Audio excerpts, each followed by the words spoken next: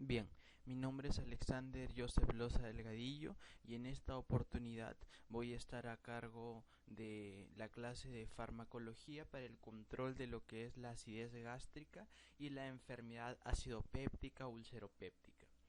Es muy importante este tema porque si nosotros entendemos no solo desde el punto de vista farmacológico, sino desde el punto de vista fisiológico y fisiopatológico, si nosotros entendemos este tema, cuando veamos más a fondo ya en la parte clínica lo que son las diferentes patologías como una enfermedad por reflujo gastroesofágico o por ejemplo ya las úlceras pépticas, las úlceras gástricas duodenales debido por ejemplo a una úlcera duodenal a lo que es Helicobacter pylori o ya los cuadros mucho más graves, ¿no? O por ejemplo una enfermedad de Zollinger-Ellison.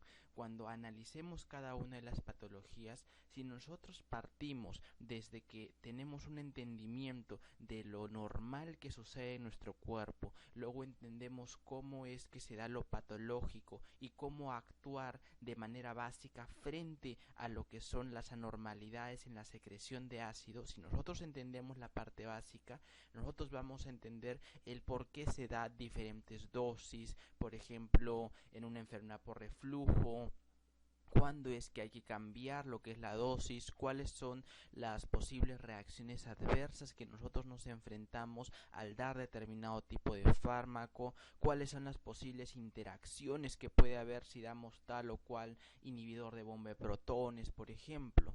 Entonces, partiendo de eso, tenemos que analizar, como dije, primero lo normal que sucede en nuestro organismo. Y lo normal hay que ver cómo es que se da fisiológicamente la secreción de ácido. Este es un gráfico sacado de lo que es Harrison, ¿no? En el cual quiero que se centren básicamente en lo que yo explico. No es necesario el análisis de toda la imagen, sino en las partes importantes que se explican, ¿no? Entonces, nosotros tenemos que para la secreción del ácido en nuestro organismo a nivel del fondo gástrico, la célula parietal que nosotros vemos acá va a jugar un rol importantísimo. ¿Por qué? Porque la célula parietal se va a caracterizar por tener tres tipos de receptores. ¿Qué receptores? Receptores muscarínicos M3 para lo que es la acetilcolina, receptores de histamina tipo 2 y receptores para lo que es la gastrina, ¿no? Estos tres receptores son importantísimos y los vamos a encontrar a nivel de lo que es la célula parietal. ¿Y por qué son importantes estos receptores? Porque una vez que, por ejemplo, empezamos hablando de lo que es la acetilcolina que nosotros vemos acá, ¿cómo es que se va a liberar esta acetilcolina? Por un estímulo nervioso de tipo postsináptico que viene del nervio vago. Entonces, una vez que se da liberación de esta acetilcolina a nivel del fondo gástrico, esta va a buscar un receptor. Posteriormente vamos a ver que no solo se va a ir a la célula parietal, sino también se va a ir a otro tipo de células que ahorita lo vamos a explicar con tiempo. Pero primero vemos que busca un receptor y ve que la célula parietal tiene receptores muscarínicos tipo 3 para acetilcolina y se une, ¿no? Allí se une a la célula parietal. Luego tenemos también lo que es la gastrina, ¿no? La gastrina, ¿de dónde proviene? Vamos a ver que proviene de las células G. Entonces, una vez que se da el consumo de péptidos alimenticios, esta célula G que se encuentra a nivel antral, a nivel del antro gástrico, esta va a liberar esta célula G acetilcolina hacia lo que es la circulación sanguínea. Va a ir por la circulación la gastrina hasta nivel del fondo gástrico y una vez en el fondo se va a liberar y esta gastrina va a buscar receptor y también va a encontrar su receptor a nivel de lo que es la célula parietal. Una vez que lo encuentra también se une. Entonces ya tenemos cómo es que se une acetilcolina y cómo es que se une gastrina a lo que es la célula parietal.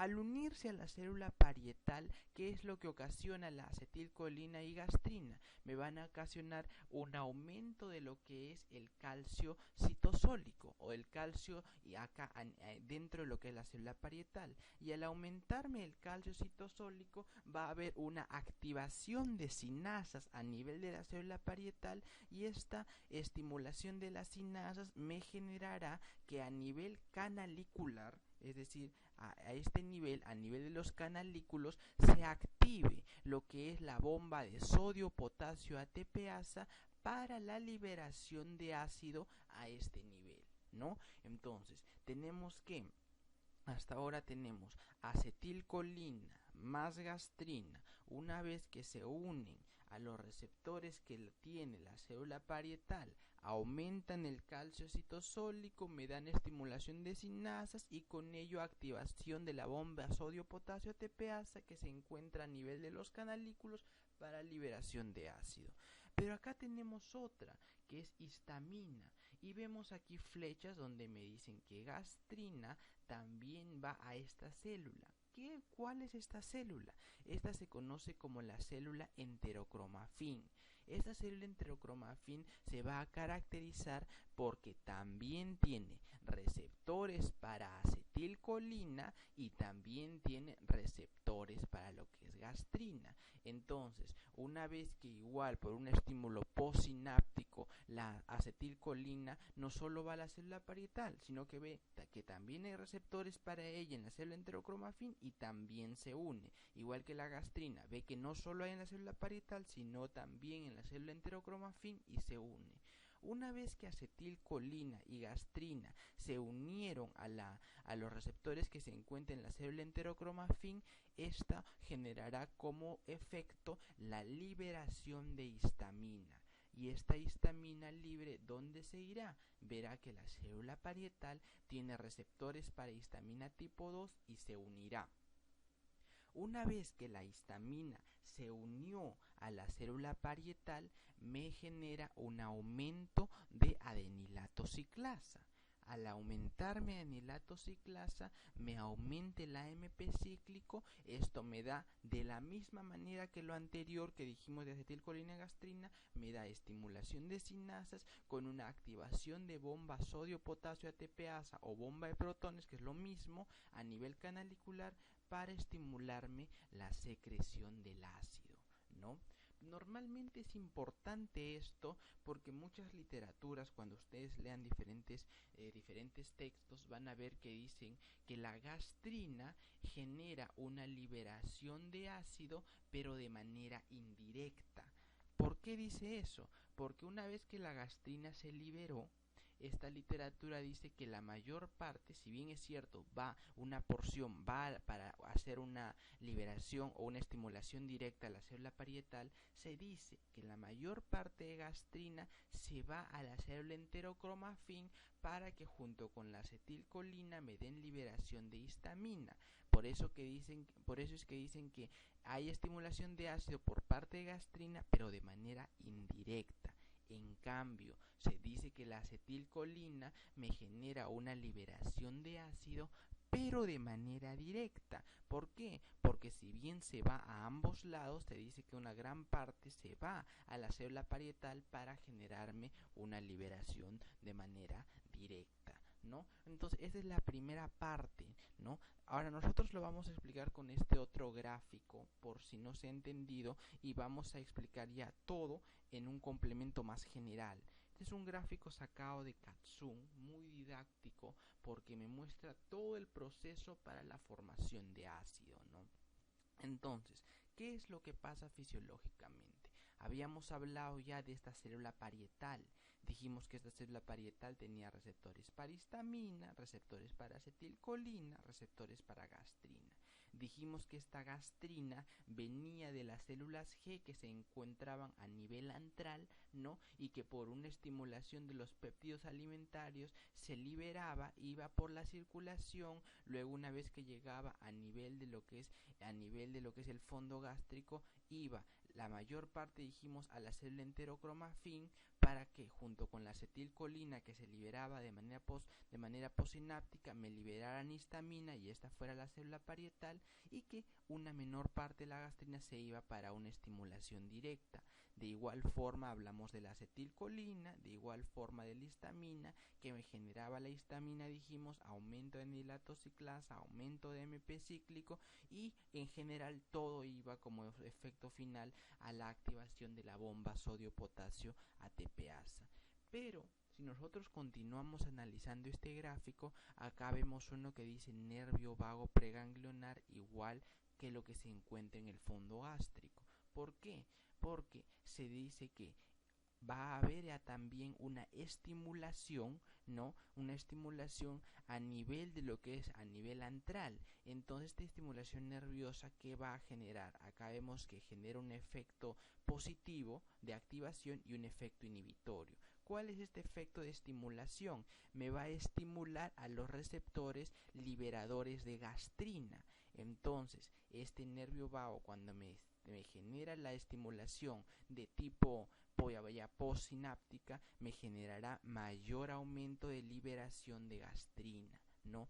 Pero también vemos aquí que me genera un efecto inhibitorio a nivel de la célula D. ¿Y qué es lo que hace la célula D? Normalmente cuando el organismo ve que se empieza a secretar ácido, tiene que haber un mecanismo de equilibrio. Y uno de los mecanismos que realiza nuestro organismo es que va a generar una liberación de somatostatina. La somatostatina a nivel de la célula G me va a generar un efecto de inhibición mediante la reducción de la liberación de gastrina. Entonces, si yo tengo que este nervio vago preganglionar me inhibe, cuando me inhibe a la célula D, ¿qué generará? Que no se libere somatostatina y por ende que no me genere una disminución en la liberación de gastrina, ¿no? Entonces eso es lo que pasa en nuestro organismo fisiológicamente cuando se da la secreción de ácido, ¿no? Pero, ¿qué empieza a pasar cuando esta secreción de ácido es muy abundante?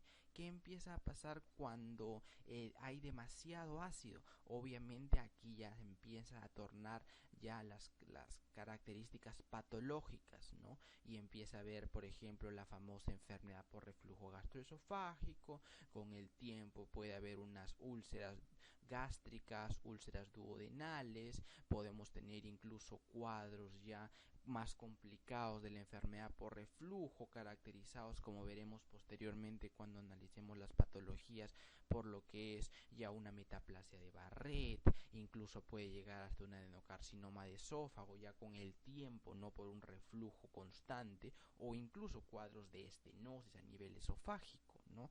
Entonces, antes de analizar cada una de las patologías, así como cuáles son los tratamientos que se deben instituir, nosotros debemos saber qué fármacos son los que se usan cuando la secreción de ácido es muy abundante, qué es lo que debemos utilizar. Para esto vamos a nombrarlos en orden de importancia.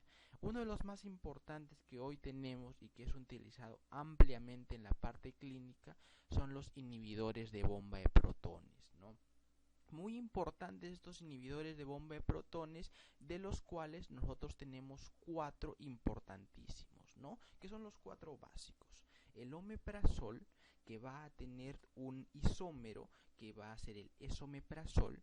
Vamos a tener el pantoprazol, vamos a tener el lansoprazol, que va a tener un enantiómero que es el dexlansoprazol, y vamos a tener el rabeprazol, ¿no? Son los 4 que nosotros vamos a tener como inhibidores de bomba de protones.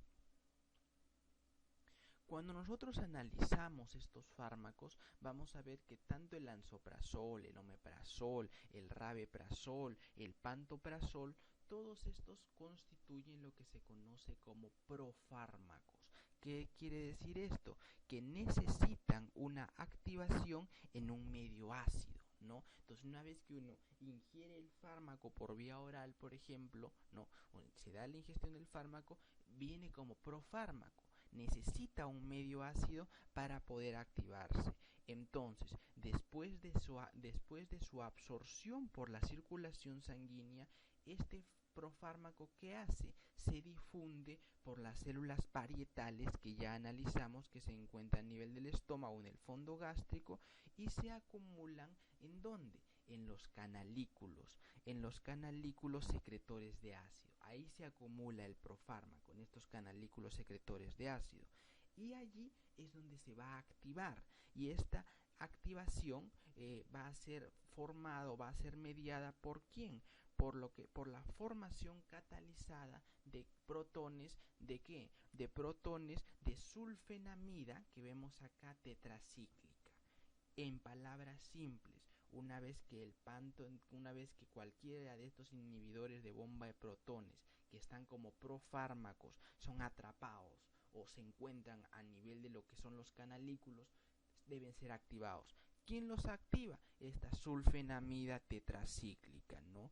Entonces, ¿qué va a generar esto? Va a impedir que el fármaco se difunda en sentido retrógrado, es decir, va a hacer que esta forma activada, ¿no?, se una de manera covalente. ¿Y a qué se va a unir de manera covalente? A los grupos sulfidrilo de las cisteínas de la bomba sodio-potasio ATPasa.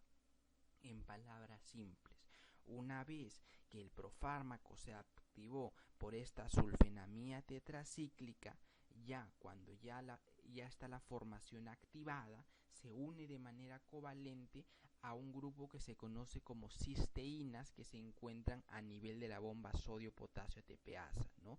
Y de esta forma, que me van a generar una inactivación de tipo irreversible para la secreción de ácido, ¿no? Entonces, aquí vemos. Este es un slide que se sacó de lo que es la Asociación Mexicana de Gastroenterología, que es muy importante y es bien didáctico porque es lo que me muestra. Una vez que ya nos quedamos en que hay una unión covalente de lo que son este fármaco ya activado con lo que son las diferentes cisteínas que se encuentran en la bomba sodio-potasio ATPasa. Pero vemos que no hay una cisteína, hay varias. La de tipo 813, 892, 321, 822. Importante es la 813 porque vamos a ver que todos los inhibidores de bomba de protones se unen a esta cisteína a nivel de la bomba de protones. Y la 822, ¿por qué? Porque vemos que solo el pantoprazol tiene la capacidad de unión a esta cisteína. Uno se preguntan, ¿por qué? Aquí está la respuesta. Porque cuando nosotros analizamos estas cisteínas, vemos que la 813, a la cual se unían todos, ¿qué pasaba? Es la más expuesta, está muy expuesta, por lo cual su unión es fácil. En cambio, la 822 no es tan expuesta, por eso es que vimos que solo el pantoprazol tiene la capacidad de unión a este nivel, ¿no? Entonces, aquí es un gráfico simple, ¿no?, en el cual vemos que una vez que ya se dio la unión covalente a nivel de grupos cisteínas, ya no va a poder existir una secreción de ácido, ¿no? Y esto es importante saber, volvamos aquí, ¿no?, que no va a haber una secreción de ácido, pero ¿por cuánto tiempo? Muchos se preguntan. La inactivación para lo de este ácido se va a dar por un largo periodo de tiempo. ¿Hasta cuándo? Hasta que se secreten nuevas moléculas, ¿no? Nuevas moléculas que me den, obviamente, y que reanuden lo que es la acidificación a este nivel, hasta que se secreten nuevas moléculas de lo que es la bomba y se inserten a nivel de la membrana luminal, ¿no? ¿Qué quiere decir esto? Cuando nosotros analicemos la farmacocinética de todos estos inhibidores de bomba de protones, veremos que el tiempo de vida media más o menos es de 1.5, 2 horas. Entonces uno dice, ¿por qué? Pero la inactivación que se da para que se secrete ácido dura de 24 a 48 horas. Es decir, a pesar de que tiene un tiempo de vida media bien corto, la inactivación es casi de un día, 24 horas, ¿no? Como mínimo. Esto es importante porque Cuando nosotros pasemos a hablar de la dosificación para las diferentes enfermedades, veremos que un fármaco inhibidor de bomba de protones normalmente se empieza con una dosis de una vez al día. Esto es beneficioso porque obviamente es mucho más cómodo para el paciente. Nos aseguramos que el paciente no abandone, porque muchas veces cuando tratamientos para las enfermedades son muy engorrosos, hay un riesgo de que se abandone el tratamiento, y nos aseguramos entonces la eficacia del mismo, ¿no? Porque por esta inactivación prolongada que nos da este inhibidor de bomba de protones. Ahora, estos fármacos son muy efectivos y me generan una inactivación, ¿no?, de la producción de ácido con una eficacia del 80 al 95%. Cuando analicemos todos los fármacos que me inhiben la secreción de ácido, incluyendo, como veremos después, los fármacos contra los receptores de histamina tipo 2 como ranitidina, veremos que no llegan al 95%, como sí lo llegan estos inhibidores de bomba de protones, constituyéndose la terapia más adecuada hoy en día para las diferentes enfermedades que analizaremos.